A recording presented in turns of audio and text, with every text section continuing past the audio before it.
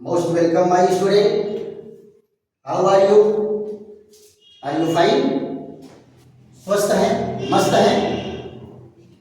चलिए आज फिर हम लोग एक नए और बेहतरीन वीडियो के साथ आमने सामने हो रहे हैं और ये इतना बेहतरीन पॉइंट है कि इसको हर स्टूडेंट को सोते उठते जगते याद रहना चाहिए। आज का टॉपिक क्या है? अम्ल की क्षारकता। अम्ल की क्षारकता और क्षार की अम्लता। तो पहले हम लोग जो है अम्ल की क्षारकता पर चर्चा करेंगे और दूसरा चर्चा करेंगे क्षार की अम्लता पर। फिर उसके बाद जो है सोडियम हाइड्रोक्साइड बनाने की विधि पर वर्णन होगा कि सोडियम हाइड्रोक्साइड कैसे बनाया जाता है। तो सबसे पहला टॉपिक हम लोगों का क्या है? अम्ल की क्षारकता। देखो बेटा, अम्ल की क्षारकता क्या होती है? कोई भी अम्ल अपने रासायनिक अभिक्रिया में या विलयन में जितने H पॉजिटिव आयन देता है वो उसकी क्षारकता होती है।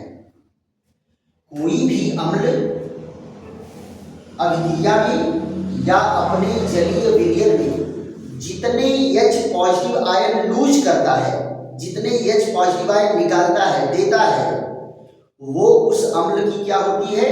अम्लता कहलाती है। और यहाँ बेटा कुछ अम्ल के आपको फार्मूला देंगे तो नाम भी उनका देंगे और सारे चीज को नोट करके आपको याद कर डालना है।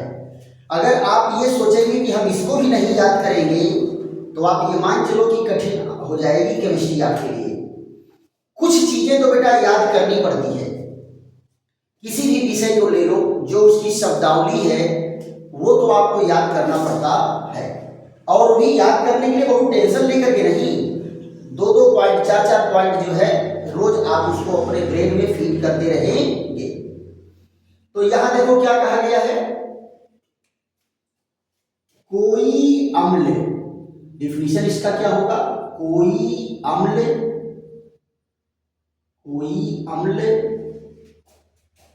अपने जलीय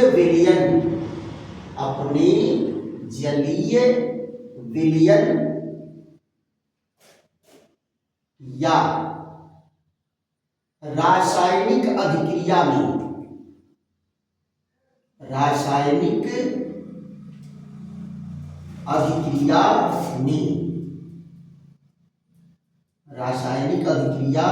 में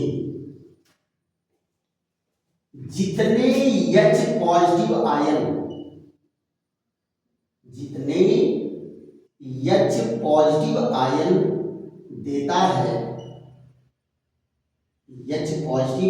देता है,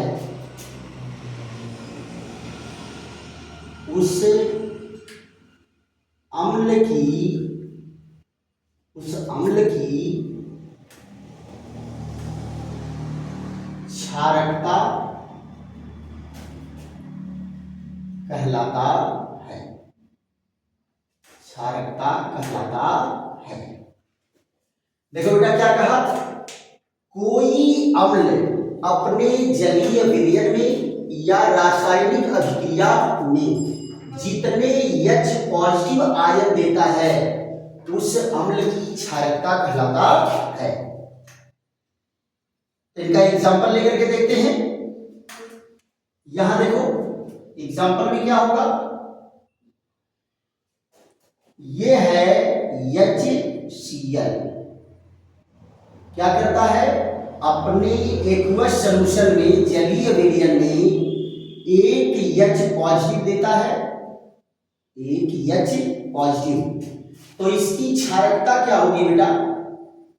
इसकी क्षारकता होगी 1। H पॉजिटिव एक ही दिया है तो इसकी क्षारकता क्या होगी? 1।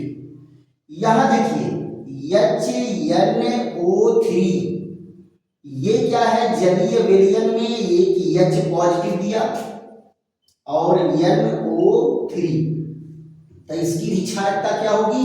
1। यहां देखिए HNO2, ये अपने जलीय विलयन में ये भी क्या देगा, एक H पॉजिटिव देगा और NO2 1 निगेटिव। तो इसकी क्षारकता क्या हो गई, 1।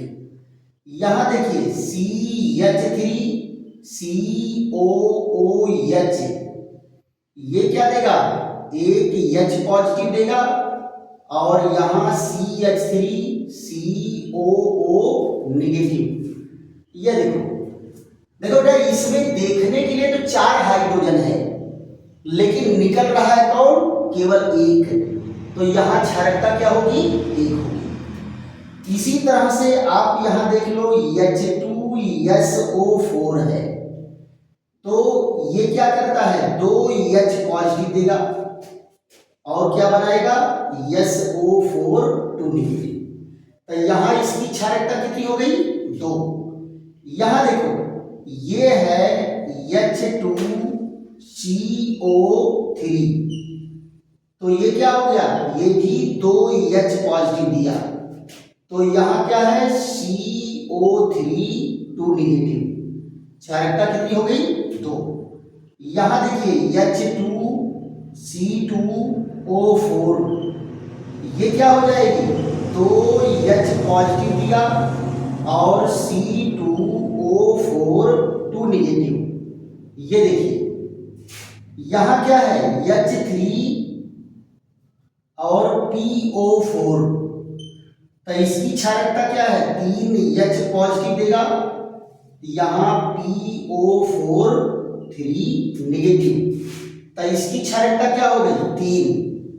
और यहां देखो H3PO3, ये देखिए ये बेटा क्या है, 2 ही हाइड्रोजन निकालता, 3 भले हैं लेकिन अभिक्रिया में देता कितना है, केवल 2 हाइड्रोजन देता है, इसलिए इसकी क्षारकता क्या हो जाती है, 2।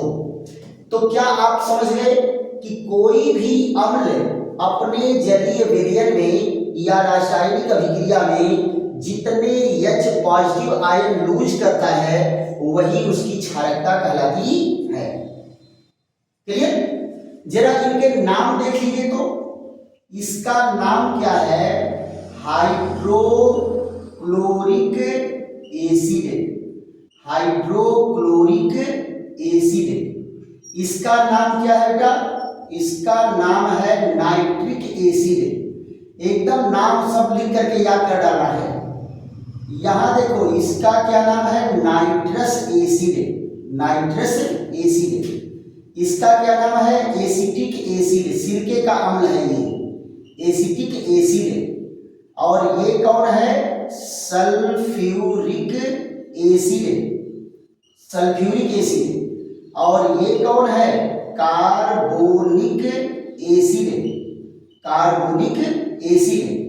और ये कौन है, ऑक्सैलिक एसिड, ऑक्सैलिक एसिड। टमाटर इसी के कारण खट्टा होता है, ऑक्सैलिक एसिड। और ये कौन है, phosphoric acid, phosphoric acid, phosphoric acid. और इसका नाम क्या है, phosphorus acid, phosphorus acid. Right?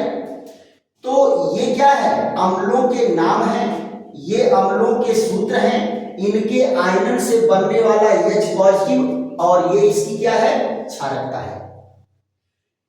एक प्रश्न आप लोगों के मन में आ रहा होगा कि फास्फोरिक अम्ल में भी 3 हाइड्रोजन है और फास्फोरस अम्ल में भी 3 हाइड्रोजन है, तो इसकी क्षारकता कैसे जो है 3 हो गई और इसकी क्षारकता कैसे 2 हो गई। जाइए इनके स्ट्रक्चर से देख लेते हैं। ये है बेटा फास्फोरिक एसिड। फास्फोरिक एसिड में तीनों हाइड्रोजन ऑक्सीजन परमाणु से जुड़ा है, तीनों हाइड्रोजन किससे जुड़ा है, ऑक्सीजन से। और किसी परिवर्तन में अगर इलेक्ट्रॉन निकालता है तो इसके तीनों हाइड्रोजन निकल जाते हैं। अगर किसी परिवर्तन में हाइड्रोजन निकालेगा तो इसके तीनों हाइड्रोजन जो है निकल जाते हैं, इसलिए इसकी क्षारकता कितनी है, 3 है। इसकी क्षारकता क्या है 3 है। वहीं आप जरा देखो इसका जो फास्फोरस एसिड है, ये 2 हाइड्रोजन तो बेटा ऑक्सीजन से जुड़ा होता है, लेकिन एक हाइड्रोजन डायरेक्ट फास्फोरस से जुड़ा है। क्लियर? तो जो हाइड्रोजन डायरेक्ट फास्फोरस से जुड़ा है ये आयनिक नहीं होता, तो केवल 2 ही हाइड्रोजन देगा। और डिफिनीशन आपका क्या कह रहा है कि जितने हाइड्रोजन देगा अभिक्रिया में वही क्षारकता में गिना जाएगा। तो जब इस वाले हाइड्रोजन को ये नहीं दिया तो ये क्षारकता में कैसे गिना जाएगा? फास्फोरस एसिड की क्षारकता क्या हो जाती है 2 और फास्फोरिक एसिड की क्षारकता क्या हो जाती है 3। राइट? तो क्षारकता तो समझ में आ गई। तो क्षारकता की परिभाषा याद कर लेंगे, किस अम्ल की कितनी क्षारकता है ये याद कर लेंगे और इनके नाम याद कर लेंगे। क्लियर? अब हम लोग चलते हैं क्षार की अम्लता पर। इसको जरा खूब बढ़िया से स्क्रीनशॉट लेके लिए तो चलिए। इसके बाद हम लोगों की चर्चा क्या चलेगी? क्षार की अम्लता। देखो बेटा, अम्ल की क्षारकता पढ़ते हैं और क्षार की अम्लता पढ़ते हैं, है ना?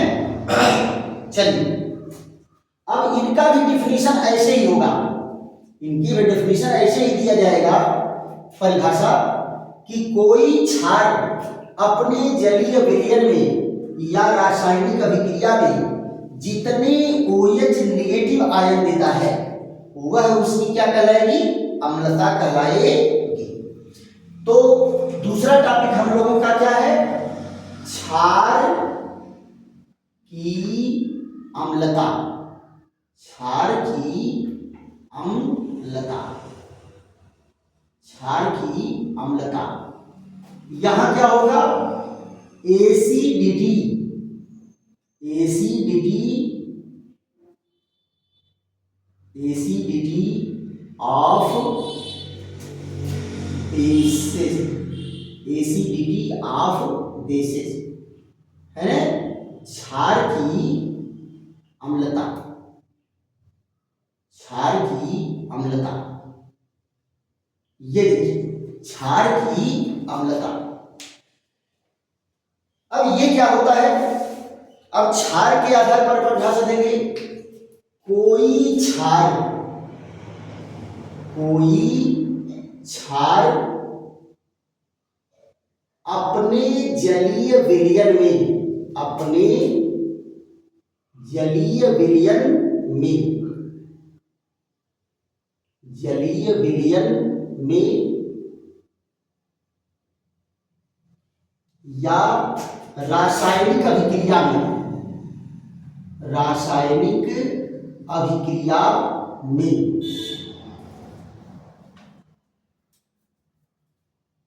रासायनिक अभिक्रिया में जितने OH negative ion, OH negative ion देता है, जितने OH नेगेटिव आयन देता है उस क्षार की, उस क्षार की अम्लता कहलाता है, उस क्षार की अम्लता कहलाता है। यहां देखो बेटा क्या कहा? कोई क्षार अपने जलीय विलयन में या रासायनिक अभिक्रिया में जितने OH नेगेटिव आयन देता है वो उसकी क्या है? उस क्षार की अम्लता कहलाता है। राइट? तो जरा इनके एग्जांपल देख लेते हैं। इनके नाम तो बहुत आसान है बेटा, नाम में बहुत वो नहीं है। यहां देखिए NaOH, H2O, ये क्या करेगा? Na पॉजिटिव और OH नेगेटिव। यहां देखिए इसकी अम्लता, एक OH नेगेटिव दिया है तो अम्लता 1। यहां देखो KOH, इसका क्या हो जाएगा, H2O के पॉजिटिव और OH निगेटिव, एक तो दिया तो एक हो गया। यहां देखिए NH4OH, ये क्या बना देगा, NH4 पॉजिटिव और OH निगेटिव, इसका भी कितना है, एक। यहां देखो MgOH का ट्वाइस, ये क्या हो जाएगा, Mg पर 2 पॉजिटिव और 2OH निगेटिव। ये देखो इसकी क्षारकता कितनी हो गई, 2। यहां देखो CaOH का ट्वाइस, यहां क्या हो गया, Ca2 पॉजिटिव और 2OH निगेटिव, इसकी कितनी हो गई, 2। जो ये दिया है 2 ही रहेगा। यहां देखिए ये है AlOH का थ्राइस, यहां क्या देगा, Al3 पॉजिटिव और 3OH निगेटिव। आप जरा देखो तो 3 OH दिया है तो कितना होगा, 3। FeOH का थ्राइस, तो यहां क्या हो गया, Fe3 पॉजिटिव और 3OH निगेटिव। यहां देखिए कितना है, 3। ये है SnOH का 4, तो यहां क्या बना देगा, SN4 पॉजिटिव और 4OH निगेटिव, तो ये क्या हो जाएगा, 4। तो देखो बेटा इनका नाम तो बहुत ही सरल होता है, sodium hydroxide, potassium hydroxide, ammonium hydroxide, magnesium hydroxide, calcium hydroxide, aluminium hydroxide, ferric hydroxide और स्टैंडिक हाइड्रोक्साइड। चाहिए तो इसका भी नाम लिख लीजिए। यहां देखो इसका नाम क्या है, सोडियम हाइड्रोक्साइड, सोडियम हाइड्रोक्साइड। ये कौन है, पोटेशियम हाइड्रोक्साइड, पोटेशियम हाइड्रोक्साइड। ये कौन है, अमोनियम हाइड्रोक्साइड, अमोनियम हाइड्रोक्साइड। और ये कौन है, मैग्नीशियम हाइड्रोक्साइड, मैग्नीशियम हाइड्रोक्साइड। और ये कौन है, कैल्शियम हाइड्रोक्साइड, कैल्शियम हाइड्रोक्साइड। ये कौन है, एल्युमिनियम हाइड्रोक्साइड, एल्युमिनियम हाइड्रोक्साइड। और ये कौन है, फेरिक हाइड्रोक्साइड। और ये कौन है, स्टैनिक हाइड्रोक्साइड, स्टैनिक हाइड्रोक्साइड। तो ये बेटा क्या है, इनके नाम है। और भी कोई हाइड्रोक्साइड मिलेगा तो उसका भी नाम आपको कर लेंगे। तो ये क्या होगा, क्षार की अम्लता। बेटा सब नाम याद करना है, कौन कितना OH दे रहा है, इसकी अम्लता क्या होगी, ये सारे पॉइंट आप बेसिक चीजें हैं, ये आपको तो याद रखना चाहिए बेटा। ये सब क्या है, केमिस्ट्री का क ख ग घ अंक है। अब आप जरा बताओ, किसको केमिस्ट्री का अल्फाबेट अगर याद नहीं होगा तो फिर वो केमिस्ट्री क्या पढ़ेगा, है ना। और यही सारी चीजें आप नहीं याद किए हो, इसलिए आप लोगों को केमिस्ट्री बहुत कठिन लगती है, राइट। तो वीडियो आपके समझ में आया? अगर वीडियो आपके समझ में आया तो खूब लाइक करो, शेयर करो, सब्सक्राइब करो और कमेंट भी करो। जहां बेटा समझने में परेशानी हो रही हो, जहां समझने में कठिनाई आ रही हो, कमेंट करिए। वीडियो और बेहतरीन ढंग से बना करके आपको दिया जाएगा। थैंक यू, धन्यवाद।